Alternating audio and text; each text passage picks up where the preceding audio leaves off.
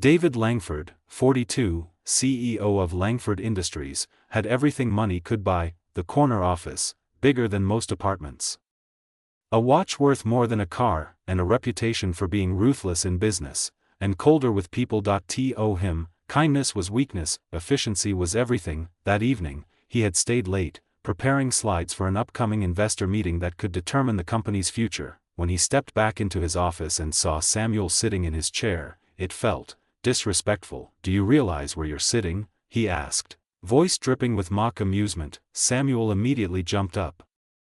Startled, I'm so sorry, sir. I didn't mean, my back, it was just for a moment," David chuckled. "You're sorry? For sitting where you don't belong?" The old man lowered his head, embarrassed. He'd cleaned this office for 12 years, but never had he been spoken to like this. David poured himself a drink and waved dismissively. "Next time, remember your place, Mr. Whatever your name is." "Samuel," the janitor whispered. David didn't respond. He didn't even look up. Samuel was 62, widower. Quiet. Invisible. Every night he cleaned the same offices where dreams were made, and broken. He took pride in leaving everything spotless, because for him, dignity wasn't about money, it was about how you did your work. When he returned home to his small apartment, his daughter Lily was waiting at the table, studying under a flickering bulb. She was the reason he worked double shifts. Her dream was to study business. Like the people in those tall buildings her father cleaned. "Dad, you look tired," she said. Softly. He smiled. "Tired means I'm doing something right." But that night, as he washed his hands, Samuel's mind replayed the laughter, the humiliation. It wasn't the words that stung. It was how easily a man could forget that everyone beneath him was still human. The next morning, David was in the boardroom with his team. Investors were growing restless. The company's latest project, an employee wellness initiative, had failed miserably. Ironically, David was about to give a speech on respect and leadership. "I want this to sound authentic," said Maya, the HR director, cautiously. "We've had complaints about work culture." David smirked. "We'll sound authentic. That's what PR is for." Later that day, as he left the office, he saw Samuel polishing the floors again, kneeling, quiet, focused. David stopped. He got an idea. "Tell me, Samuel," he said, adjusting his tie. "You think you could run this company?" The janitor looked up, confused. "Sir?" David laughed. "I'm serious. You think you could make decisions? Handle pressure? Sign deals?" Samuel straightened. "No, sir. But I do know how to treat people." David's smirk faltered, but only for a second. "Interesting answer," he said. "Tell you what, I'll give you a test." He handed Samuel a folder. "Tomorrow morning, bring this to the boardroom at 9 a.m. Don't be late. I'll introduce you to real leadership." Samuel arrived early. His uniform was pressed. Shoes shined. Hands trembling slightly. The boardroom smelled of coffee and tension. David entered, followed by executives in suits worth more than Samuel's life savings. He looked at the janitor, pretending to smile. "Gentlemen," David said mockingly, "meet our guest of honor. The man who thinks sitting in a CEO's chair makes him one."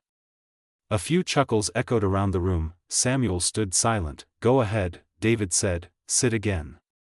Let's see what wisdom you bring from the mop and bucket." But instead of sitting, Samuel handed over the folder quietly. "I believe this belongs to you, sir." David frowned.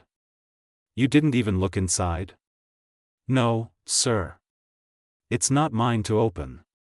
The board members exchanged looks, some impressed, others amused. David flipped open the folder, ready to continue the mockery, but his smile froze. Inside wasn't his presentation. It was a report, with his signature, documents showing funds missing from the employee welfare budget. How did this?" he stammered. Samuel looked just as shocked. "I don't understand, sir. You gave me that folder." The room went silent. Then Maya, the HR director, spoke quietly. "I've been investigating this for weeks. These documents confirm it.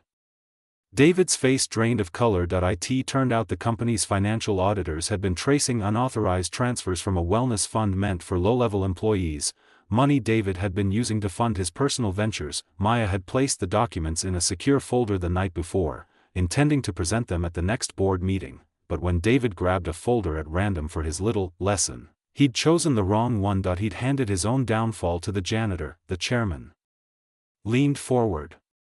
"Mr. Langford, we'll continue this meeting, without you."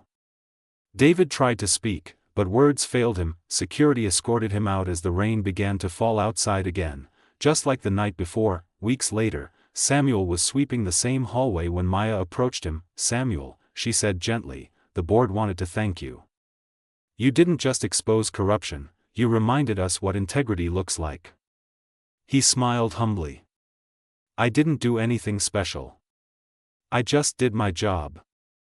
Maya handed him a new badge, facilities supervisor. A small promotion, but to Samuel, it felt like the world. That evening, he returned home to Lily. She looked up from her books. "How was work, Dad?" He smiled. "Fair. For the first time in a long while, fair."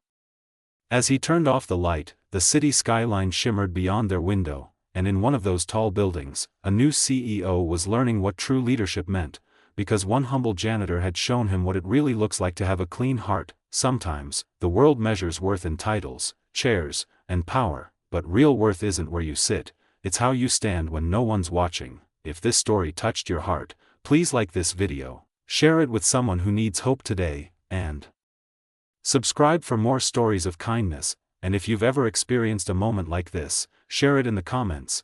Your words might inspire someone else.